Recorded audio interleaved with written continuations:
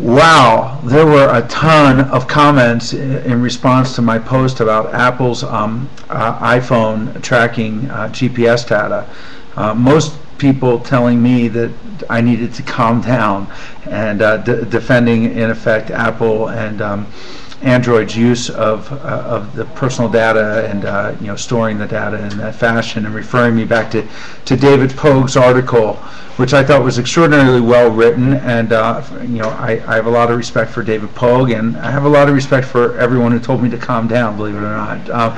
However, to me, it's a matter of expectations and expectations of privacy. When email came out, everyone said, be very careful with email. It's like a postcard. Anyone can read it. Anyone can capture it in the middle of the stream, which is something I don't fully understand how that happens. I've never had an email intercepted and compromised, but I've been warned that could happen, and I know to protect my password.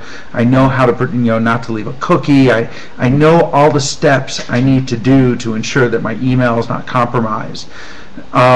In this case, however, I had no idea that my iPhone was in effect tracking where I am at any particular moment, whether I'm using it or not. And that's the freaky part to me. I have a number of different computers. I mean, probably 6 different computers that I have, and I know David Pogue and others would say, well, it's my responsibility to lock down my computer and ensure that no one can get to it. I've also been told that no matter how well you lock down your computer, someone else can hack into it. Most people, their home computer, don't go to the trouble if they trust their wives or boyfriends, girlfriends, or the people in their house. Go to the trouble to lock down their computer to such a level that would be impenetrable. So it's sort of rational expectations of privacy.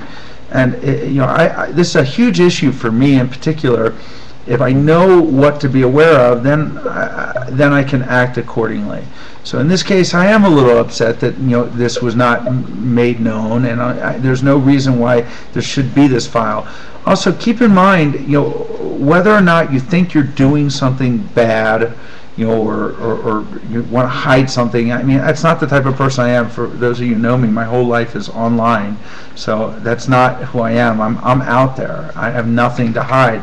But having said that, you never know how your actions can be interpreted, in litigation at a later date or for whatever reason.